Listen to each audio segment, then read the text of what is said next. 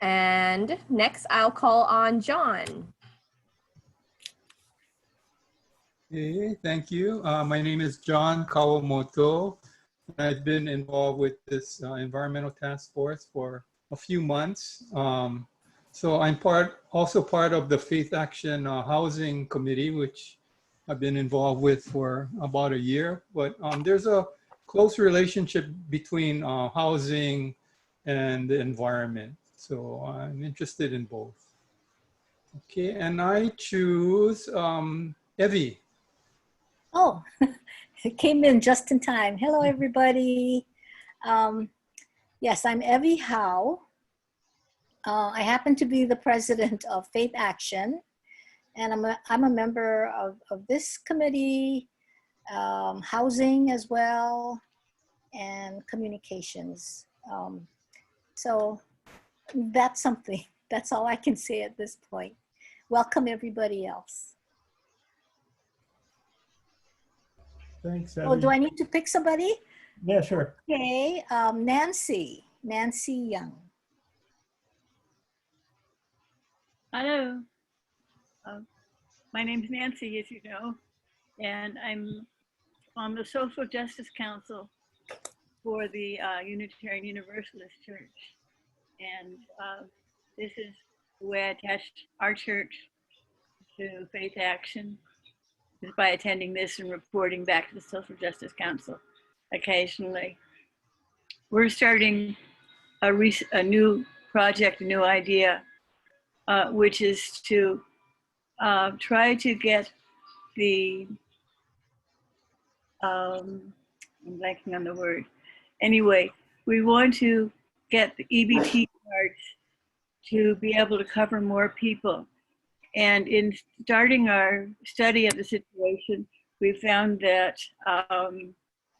the Working Families Group and the Appleseed are working particularly for families for children to get more EBT cards out.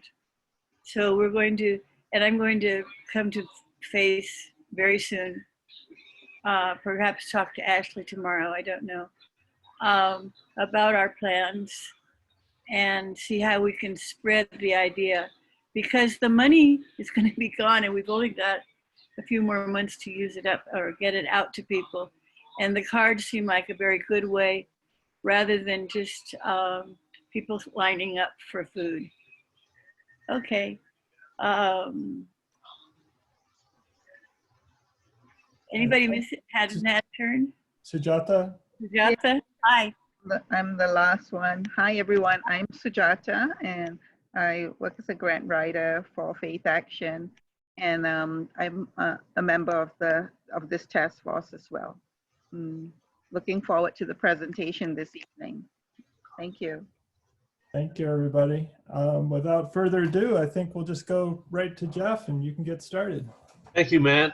First thing I'd like to do is tell you that my job is to give you the overview and something about the our organization.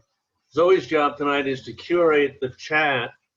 If you have questions, that's the best way to get to us with the questions, is in the chat, and then we will select from them when the first part of the presentation is through. That way we don't have to worry about not getting to you or running over. Second, I'd like to tell you that it's raining even harder now. It is beautiful. I have some nice cool breezes wafting over me. Classic late afternoon. Where are you? I'm in Pukalani, Maui, on the side of Haleakala, about 1,500 feet, right on the 5th fairway of the Pukalani golf course. Wow. Yeah, some guys have all the luck. Okay, today we'd like to share with you some exciting news about CCL, which is conducting a campaign that, if successful, will result in a reduction of greenhouse gases of about 40% over the next 10 to 12 years. So I know that's a bold claim, so I'd like to give you some more details about the organization and the campaign and how we will achieve these results. And most important, I think, how we can all be a part of this exciting effort. First, a bit about our organization. Citizens Climate Lobby, we call it CCL, is an international organization, not for profit and tax exempt. We have nearly 190,000 volunteers. We're an international organization, and we have chapters here in the United States in every state. Here in Hawaii, we have over 800 members in chapters on Maui, Oahu, Kauai, and the Big Island. Our Maui numbers are about 265. Our main activity, as indicated by the name of our organization, is lobbying for local, state, and federal legislation that deals with climate change, which, as we know, and the reason we're here, is an existential threat to us all, and it's getting worse every day. We are very busy. This year, CCL members in teams of 3 to 6 visited via Zoom with almost every member of the U.S. House of Representatives and every U.S. Senator. A surprisingly large number of the members and senators actually attended the meetings. The rest sent a senior staff member. In the past, these, we call them lobby days, have been accomplished by CCL members traveling to Washington. And the interesting thing about that is every one of these citizen lobbyists paid their own way. Partly as a result of these visits, nearly every Hawaii representative and senator are open to and supportive of the concept we're promoting. Our work now revolves around lobbying for a bill currently in the U.S. House of Representatives that promises to be one of the most important pieces of legislation ever in the fight to overcome climate change. This is the activity that I referred to earlier that will produce a historic 40% reduction in greenhouse gases within the first 10 to 12 years. The vehicle for this legislative breakthrough is known as the Energy Innovation and Carbon Dividend Act. It's also known, if you happen to like legislative speak, as HR 763. This legislation is part of a strategy known as carbon pricing, which we were discussing just a few minutes ago. The basis of carbon pricing is that burning fossil fuels represents the major source of the greenhouse gases that are causing global warming and climate change. So the strategy to deal with it, we don't need that graphic just yet, Sue. In any case, the strategy is to make carbon-based fossil fuels more expensive.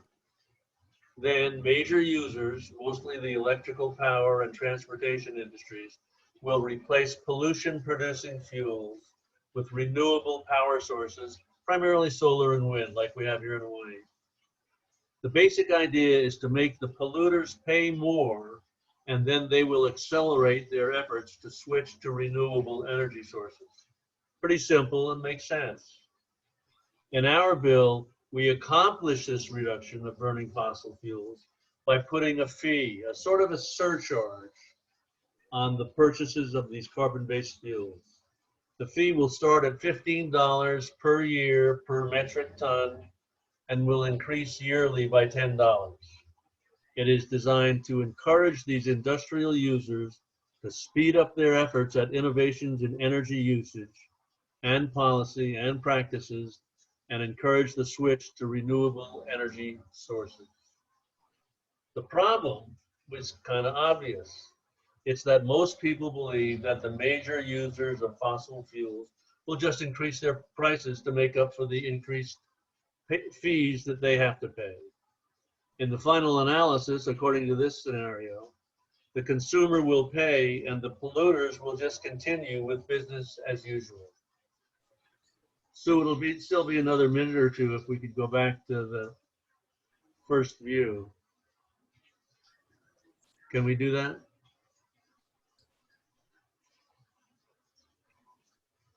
Okay, well, in that case, there will be a test about the infographic at the end.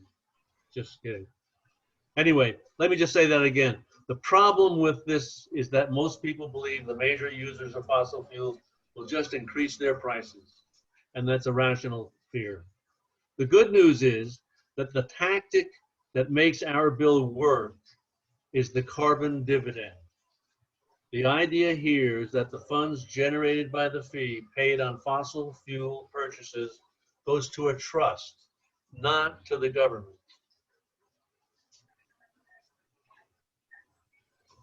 These funds will then be distributed to virtually every American citizen,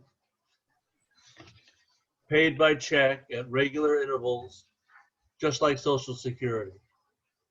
In this way, the Energy Innovation and Carbon Dividend Act assures American consumers that they will not be punished when the energy companies increase their fees, because these funds will go directly to consumers who will then not feel the pain of an increase in prices of energy-related goods and services.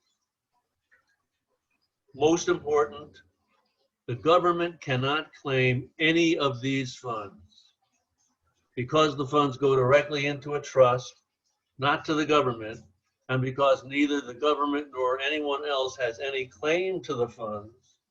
We can be assured that all American citizens will be the only recipients.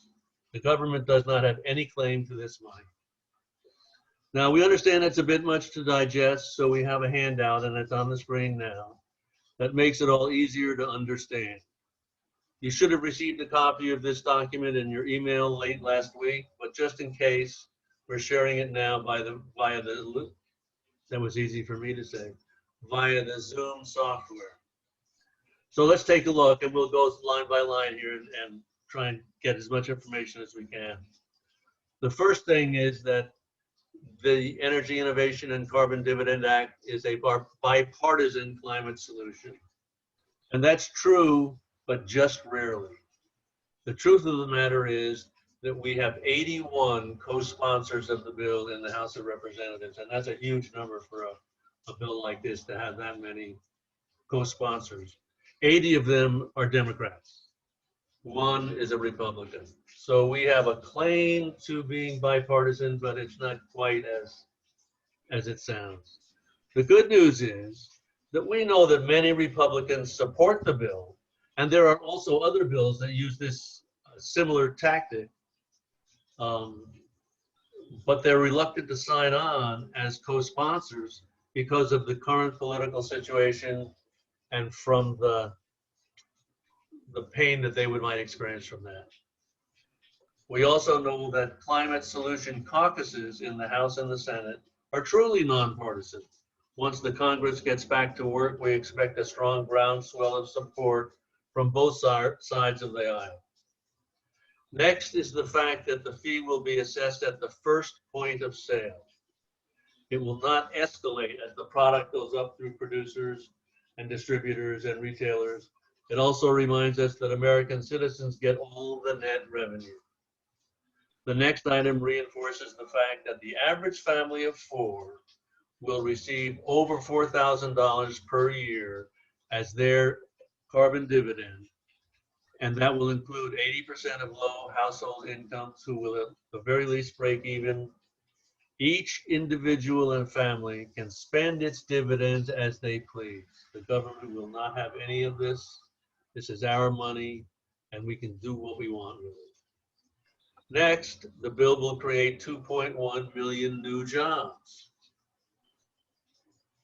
Many of these jobs will be involved in reducing the $240 billion that is now paid by American citizens to remediate and prevent environmental damage. Next is the fact that right now 114,000 US lives are lost every year to air pollution. And that's a truly awful figure, and we cannot allow that to continue. Once passed, the bill will save over that first 10 or 12 period over 295,000 lives. And that is significant and important. Finally, as I said earlier, the Energy Innovation and Carbon Dividend Act will, over the course of the next 10 to 12 years, decrease the greenhouse gases generated in the US by an astonishing 40%.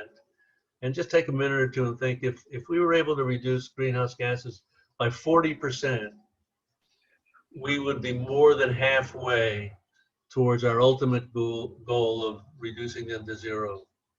But if we don't reduce them to zero, 40% still is a huge bite, and we will have done it by ourselves, and we will have done it without ceding any of the money to the government. Support for this bill is impressive and effective. Right now, as I just mentioned, we have 81 co-sponsors. In addition, over 100 US municipalities have endorsed the bill. I'm happy to report that the Maui County Council is among them. In addition, thousands of citizens, in addition to the 190,000 CCL volunteers who have endorsed the bill. And Sue, you can go back to the regular view now.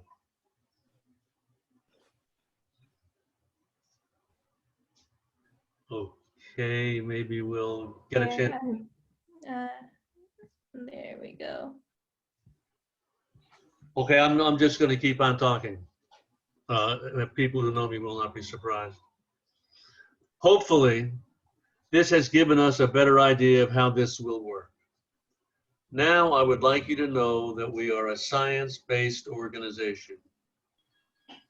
We have had the Energy Innovation and Carbon Dividend Act vetted by several university-based research organizations. The last study was conducted and published by the Columbia University Center on Global Energy Policy. They produced a 65-page analysis of the bill, which supports virtually all the information we have just discussed. Thankfully, they also produced a 4-page executive summary. So you have an opportunity, if you so choose, to get the basic guts of that report in an easy to read format. If you have any further questions, we will be giving you our contact information in a few minutes. But for now, we want to give you some ideas on how we can all work together and make the bill a success. CCL is a volunteer membership organization. There's no cost for you to join. CCL does not charge dues, and they do not send you emails to excess. And how I love that. Anyone can join and participate in one of or more of several ways, whichever works for them. Being a member and a volunteer adds your energy to the 190,000 current CCL member supporters. It also gives us a huge pool of talent and ideas to work with, and we have a very effective and professional staff doing a lot of our comms. Our website is rich in information and ideas that will help you understand and promote CCL's mission and activities. We always keep members, volunteers, supporters, endorsers, and others up to date on our actions and opportunities. And by the way, that includes this weekend, we're holding a 2-hour training session for new and existing CCL members to cover, and they will have their choice of several topics to spend a 2-hour seminar in.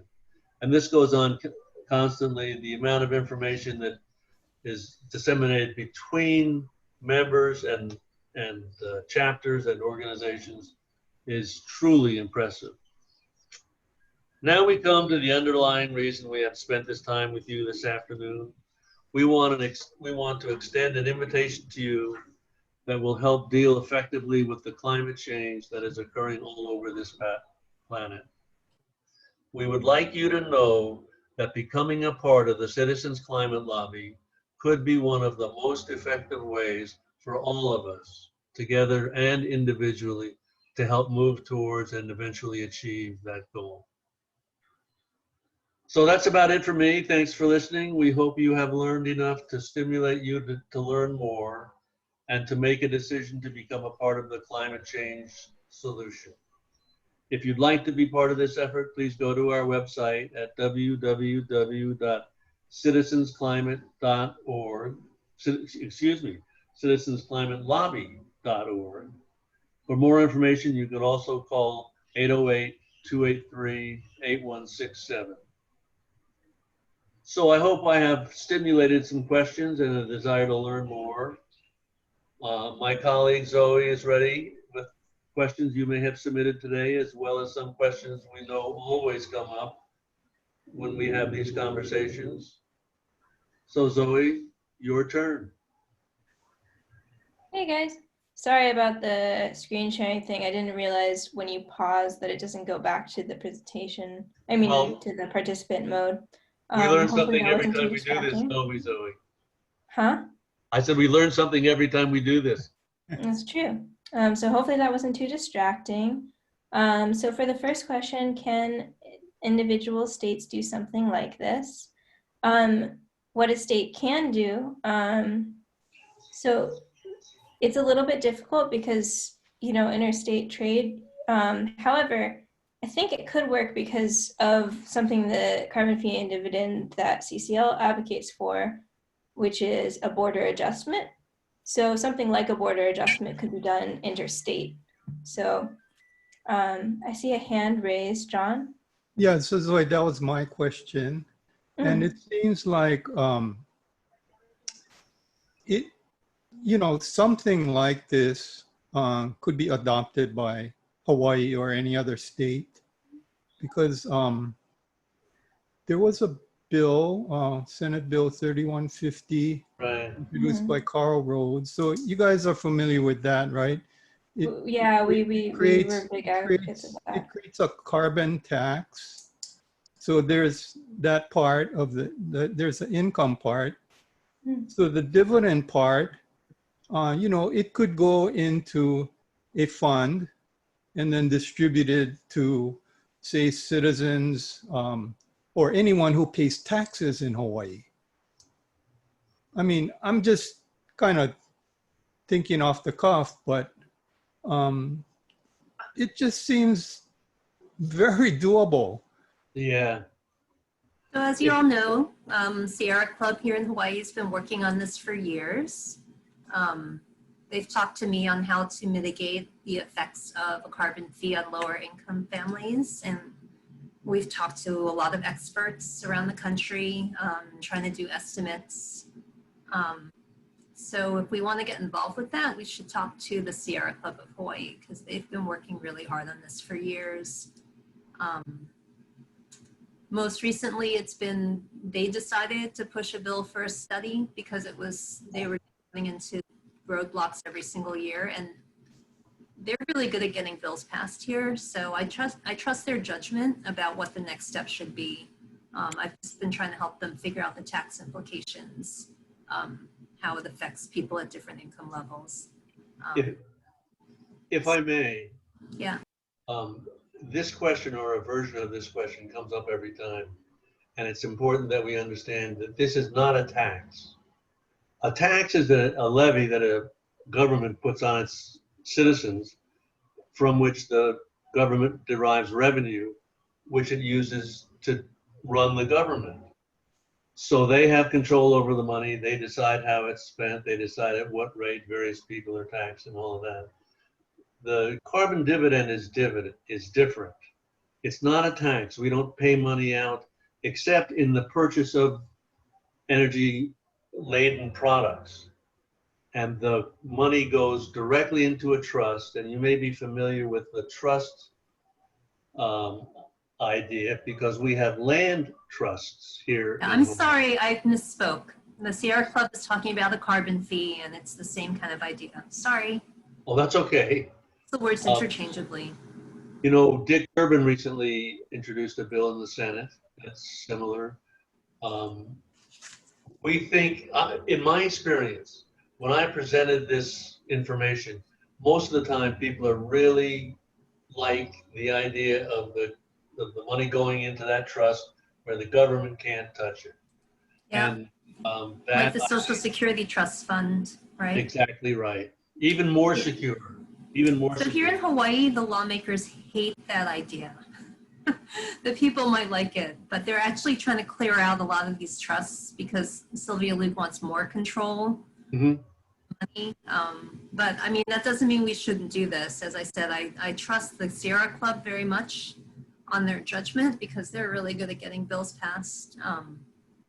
Yeah, they've been just running into all these obstacles every year. But yeah, if the commission's interested, there's a movement for this sort of legislation at the state level. Gotcha. Yeah, and actually CCL, we did make some calls for that and support it. So our main focus is again on the national level, but we did get somewhat involved in 3150 and made a lot of calls in you know, in support of it. So because yeah, I mean, there's another possibility of going at the state level and then, oh, look, that state did something similar. Maybe we should do something nationally. So yeah. But again, the fee is different than a tax.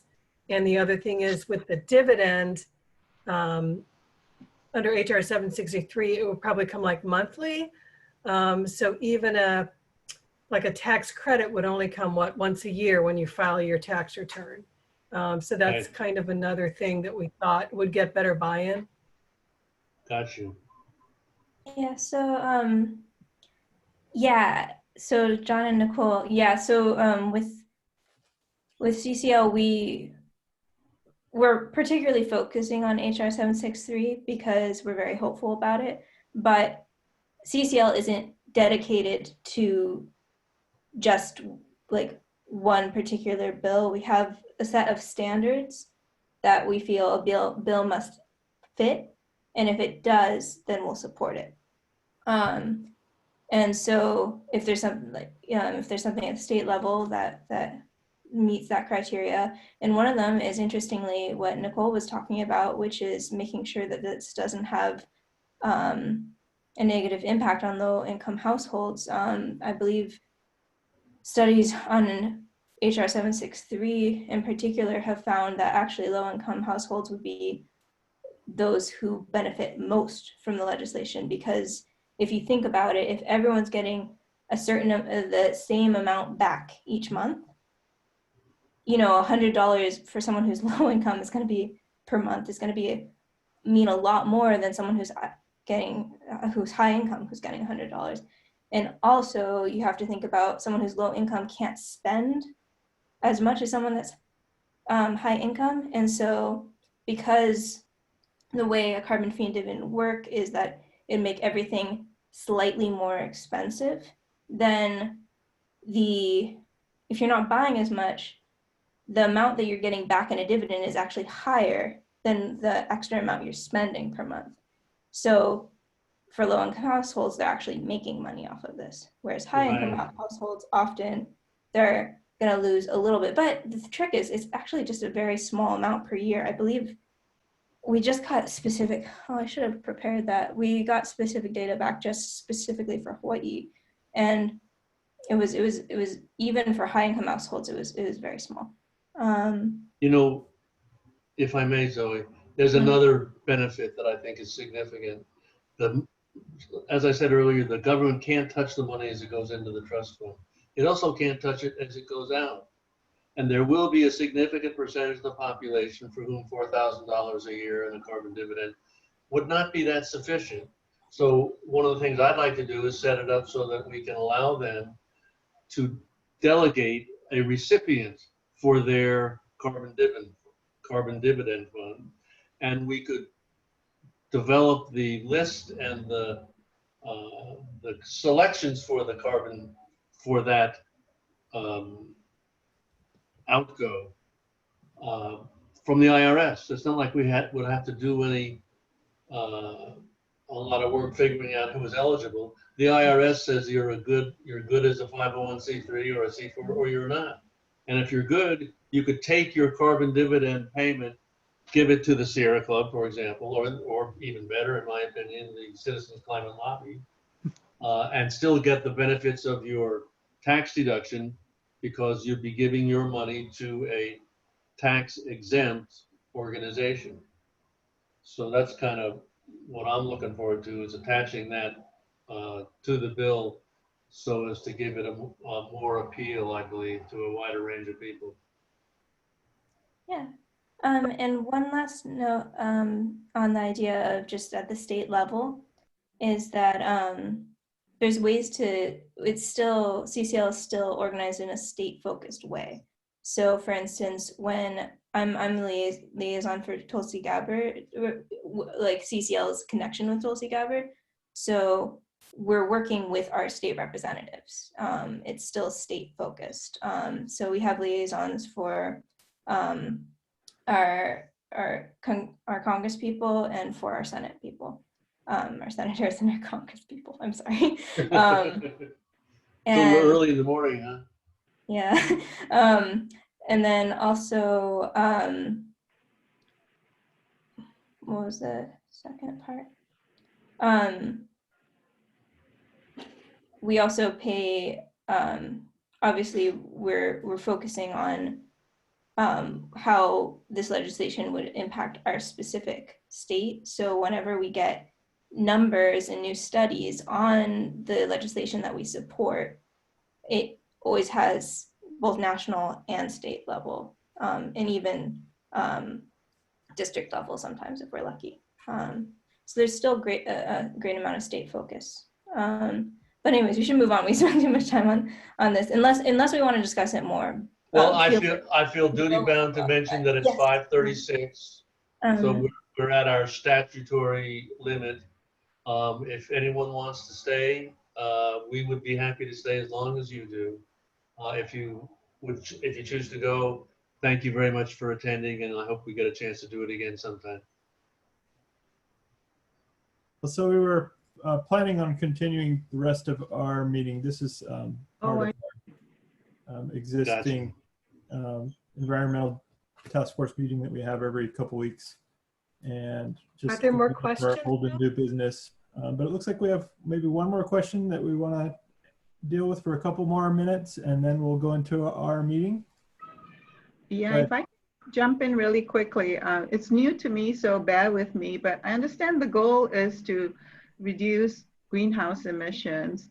But if the fossil fuel companies are just passing the tax on and still using fossil fuel, is it actually doing its purpose, or has there been data on how it's actually reduced greenhouse emissions? The mechanism to deal with that is the fact that every year the price that the energy companies pay for that fee goes up. So you're right at the beginning, it won't hurt them too much, but over time, as that gap grows and they have to pay more and more, they will be inclined to be more innovative in seeking out ways to reduce their use of fossil fuels. Mm-hmm. I think we hope that, but as the recent CAS bill, that was passed at federal, a lot of it went to fossil fuels. That's not widely known, but they received I can't even remember, the figure was amazing to bail them out. I'm not sure why. So it seems they're very resilient and they find ways to survive. So it'd be interesting be really crucial, I think, for the program to track how much it's impacted the actual emissions, greenhouse gases, because that would be a real victory. Yeah. Well, one thing that we know is that when gas taxes are high, consumers tend to buy gas efficient vehicles. And when gasoline prices are low, they start buying SUVs. So I think, a lot of this is going to be depending on regular consumers' behavior, if I'm not misreading some of the incentives of this kind of a fee. That's exactly right, Nicole. And don't worry, we get this question a lot because it definitely, it makes sense. It's like, oh, does that mean that they're going to just pass on the price to consumers? And that's a very real concern at first. However, what economists have consistently found, and why many economists advocate for a carbon fee or dividend, or at least acknowledge it as a good idea, is because that's not generally what the response is. What the response is to be competitive, companies want to produce the cheapest product. So if the cheapest product is the most environmental product, is in the product, well, not the most environmental, but the lowest emissions product, then that incentivizes them to adapt their model to be as low emissions as possible. So then their price of production is low, so then they can be competitive. And that's kind of the advantage of this being legislative instead of an optional thing for companies, is because if all companies are held to this standard, then they're not losing by being environmental, they're winning by being environmental, because that's the cheaper option for them. But it's not a silly question at all. It's a very, very common, and it's a very good question. Right.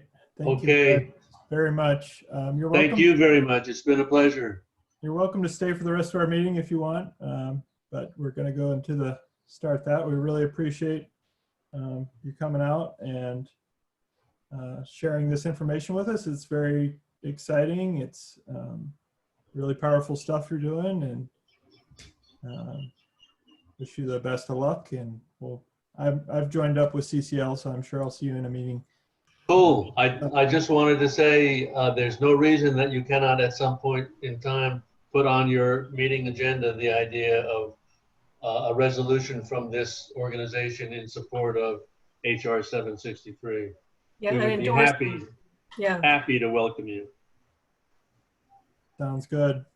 And Okay. how do we want to get out the Eventbrite invitation if anybody wants to come to the workshop on Saturday from 1 to 3 Hawaii time to find out kind of what it's about? How could we get that out? The only thing I can think of is call Maui.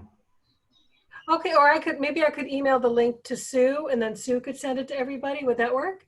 I'm sure. Yeah, I just don't have enough information about it to be able to really know. Okay, all right, I'll do that, Sue. It has And if been you, one more thing, if you don't mind, we will email to you a copy of the information sheet we looked at, and we have a 4-page version of our frequently asked questions. So if it's okay, we'll send that out, or I'll probably send it to Sue, and she can route it for us. Thank you. And I just dropped in the chat, I got a question from Matthew about the administrative costs. I just dropped that graphic in the chat. You can click that later if you want. Okay, bye everyone. Thank you so much for your questions and your time. I really enjoyed everything you guys had to say. Thank you so much. Thank you, Zoe and Jeff. Thank you, Zoe and Jeff. Thank you. Thank you. We appreciate it. Great presentation. Thank you so much. Okay. Have a great meeting, guys. Thank you. So moving right along, we have up next, we are going to talk about what's going on with Bill 2, which we've been supporting. So as you know, it's from the last meeting, it's under a little bit of trouble right now. We're still looking to get a hearing for that. And we've still been contacting our city council members. Sue put out the phone to action thing, which hopefully you guys have been able to use to contact city council to have this bill heard. I'm trying to set up a meeting with Councilman Waters to discuss a path forward. And other than that, what's going on? Sue, we are planning on sending out a survey. Maybe, Sue, do you want to talk about the survey we're planning on sending out real quick? Yeah, so it just help us narrow down what issues we want to focus on for, the coming year. Yeah, so I'll send it an email tomorrow with everything. And if you could just take the survey, and it will, everyone who's not able to make it today too will also be included. Yeah. Right. So we took a vote in, I think it was our last meeting, on what we would like to see. We had carbon fee and dividend was actually the winner. Single-use plastics and sustainable tourism were up there. And but that was just a vote of the people who attended the meeting. So we felt like this was important enough to have the entire membership of the Environmental Justice Task Force vote on it. And that's the other thing we were talking about, is what constitutes a member of this task force. And we were thinking about creating a membership form, just something that people could sign and say that they are committed to this task force. just to formalize membership rather than, you know, you've come to a couple meetings, so therefore you are a member. So something a little bit more formal, and that way we could say, you know, who gets to vote on these kind of issues moving forward. And so that's all I have for old and new business. The next thing we wanted to talk about is, Matt, go ahead, John. since we're talking about what we're going to choose for our issues, I just got a general comment. So I think we should choose one legislative issue and one public awareness effort. Because I think generally that's what people are interested in. Some people are interested in legislative stuff. Other people are interested in public awareness. I myself like the carbon fee idea with the dividend. I think the story of plastics and other documentaries and presentations and interview could be package of public awareness and education that we can put on Zoom. And, you know, I think I'm not that involved with environmental stuff, but there's a lot of things going on in the state, and there's hardly any, I don't know, coordination, you know, so maybe we can provide some of that by giving different organizations a voice. Anyway, that's kind of my thoughts. Oh, and then on the legislative stuff, if we do choose to lobby for some bill in the legislature, people have to realize it's long-term commitment, because very few bills get passed in the first year. Most bills take 3 to 5 years if they ever get passed. So if we decide to adopt something, we better be sure that we're in it for the long haul. Yep. And so those are just kind of my general comments. Thank you, John. As always, really good ideas. So to summarize, I think you said you wanted to have one legislative and one public awareness issue to focus on for the year, kind of thing. Yeah, the public awareness is not an issue, but more like an effort.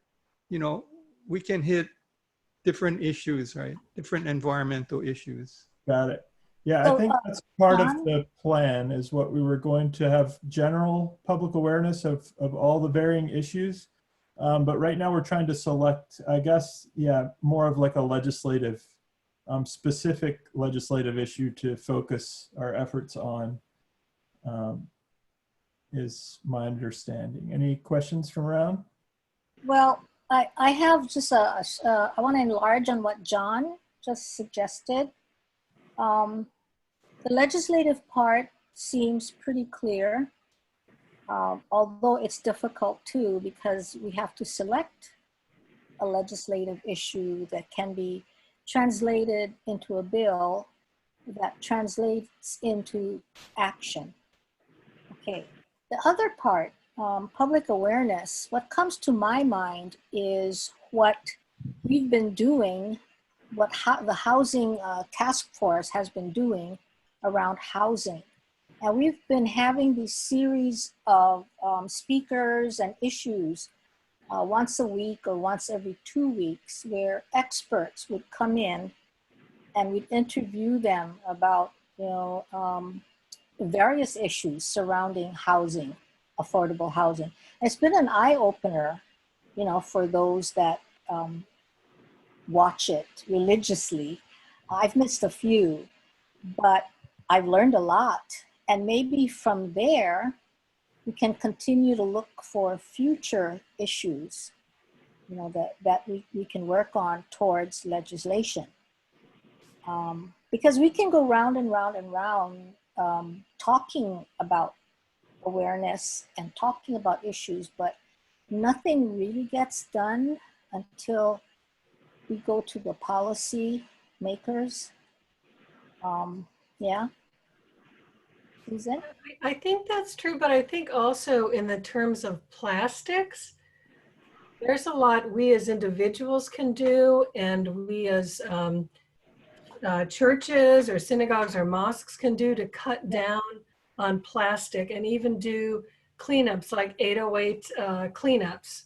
You know, when you do that, they weigh the plastic that you've all cleaned up. And it's so powerful because it's like, okay, 30 pounds of plastic is not going to flow into our oceans. And I think there's this personal accountability that can be learned from that. Mm-hmm. Yeah, I think you talked about it the last meeting too. I think Gary brought that up about simplifying your lifestyle, right?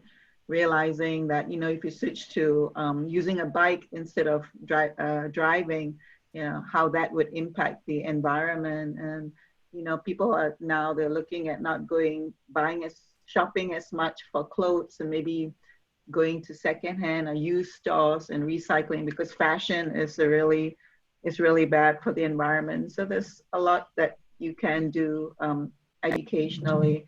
So I'm going to say something that might be very unpopular, because I know Faith Action is really, you know, does a lot around legislation. I just want to caution though, as John pointed out, it takes a long time, several years, and it's a small group. And I find, you know, I've only been with you guys for a couple of years, but I find because the Housing Task Force has been doing it for so long, so like when we have a legislation that the Housing Task Force is promoting or pushing, then all our resources get channeled into that. So we had, you know, sort of a similar example, I feel, and I'm just being very open. And I feel like with Kawainui, all our resources got channeled into that, and then poor us new environmental justice task force trying to push for Bill 2, we didn't have as much, we weren't as effective maybe as we could have, because, you know, the group is small and people's energies are focused. So if we're going to have legislation both here and with affordable housing, we really need to figure out a way that we share our strengths and resources so that we can effectively push through 2 pieces of legislation each year. I think it's very important to clear a description of what a bill or a piece is about. Bill 2 was very complicated, and it was interesting and I think very useful, but it was very hard to explain it to people. I worked on that a bit. Mm-hmm. Yeah, you know, it is hard. Legislation is hard. If we take a look at things that have happened at the national level, that gives you an idea of how difficult it is to change some of the, change the laws, because the laws can only be changed if our attitudes and our mindsets have come to a certain stage where there's a majority that feels the change is needed. So yes, legislation is always difficult, and it's always a long range plan. That's why we continue doing that, and we have made progress in different ways. Public awareness, that's just, to me, it's education. And you brought out a third one, Susan, and that is what you said, what we can do as individuals, as groups of individuals, which doesn't take, I think the rewards are a little bit more immediate. Like you say, you weigh the 30 pounds of litter you just collected. And that's what keeps us going. And that's what builds understanding, awareness, and maybe more people seeing the need for legislation. And that might take a few years, but you see, that still needs to be done because that's where we get to that point. And I'm reminded of Ruth Bader Ginsburg. You know, what she was able to do before she even became Supreme Court Justice had a lot to do with things that were done long before her. You know, but it reached a certain, what's that word now when they say a point where, see, I'm lost for words. The tipping point? Yeah, you know, the point that maximal point where the tipping point, you've reached the tipping point and there you go, you know? So I look upon our job as never ending, and it never will. But I think we really have touched on 3 very important areas through our discussion. 1, we need to raise public awareness. 2, we need to get the people that are ready to do something, you know, that will bring almost immediate results. And 3, we continue to do the work that takes a long time, and that is enacting laws. Thank you, Evie. Those are all super great points. And I'd like to, I mean, we've got about 5 minutes left. There's one other thing we want to talk about, but just briefly, that's, you know, we learn by doing, right? So even if Bill 2 doesn't succeed, we've learned so much. You know, we've gotten our phone to action all set up. We've, you know, practiced contacting our council members, doing testimony online, and, you know, we're building up our reputation and our, you know, community at the same time by showing that we care and we're trying to support these bills. But the final thing I want to talk about is the screening coming up this Sunday. So I hope you guys can all make it. And if you can, please register on the Facebook Eventbrite link. And just briefly going to go over what it's going to look like, and also if we could have some help if any of you guys are going to show up. So briefly, we're going to have an introduction around 12:30 when we start on a Zoom session like this, and then people will click a link to go into the film screening, and we'll all watch it. And you can stay on the Zoom session so that you could, you know, chat with people or something while you're watching it, or just to react to the movie as if we're watching it together, but virtually. I've seen this film twice now, so I can offer troubleshooting to anybody who's having trouble watching it. If anybody would like to offer a 1 to 2 minute prayer or blessing or any kind of words like that, please contact us and let us know. We could really use that. Let's see. And then at the end of the screening, we'll have a brief, we'll separate out into small groups, and we're going to have each group have a scribe to kind of write down the main points of what the small group talks about. And that's where we're hoping for you guys' help. If any of you guys attend, we'd appreciate if you could volunteer to be a scribe so that we could have one of our members in each of the small groups, hopefully. Ideally, that would be how it works out. And then after we have a small group session for maybe 20, 30, 40 minutes, however long, we'll all come back together in one big group. The scribes will share the important points that were discussed in their small group sessions. And then we'll go into some ways of fixing the plastic crisis, from individual responsibility type things like Susan was mentioning, reducing the amount of plastic you use on an individual level, all the way to, you know, voting and volunteering, and also joining our environmental task force to participate in what we do. So that's brings us to almost 6 o'clock. I did that pretty fast. All right. So any questions? Did we want to mention that, you know, okay, so I volunteer to be a scribe, and so that means I'll be put in a certain breakout room, right? And so were we going to mention at the end that we're going to take these ideas and put them on a website, I think, or something that Sue was going to create? Do I remember that correctly? Yes, I created the website already. I created it as a sample, but I guess I don't know if I have time to go any deeper. If anybody wants to try to create a better version, I'm more than happy to just use that as an example. I'm sure But it's fine. I have the link. I think I emailed everybody here the link. If you didn't get it, I'm not sure I got maybe Nancy. I don't know if I have you on my email list, but I can email it to you if you're interested in seeing the website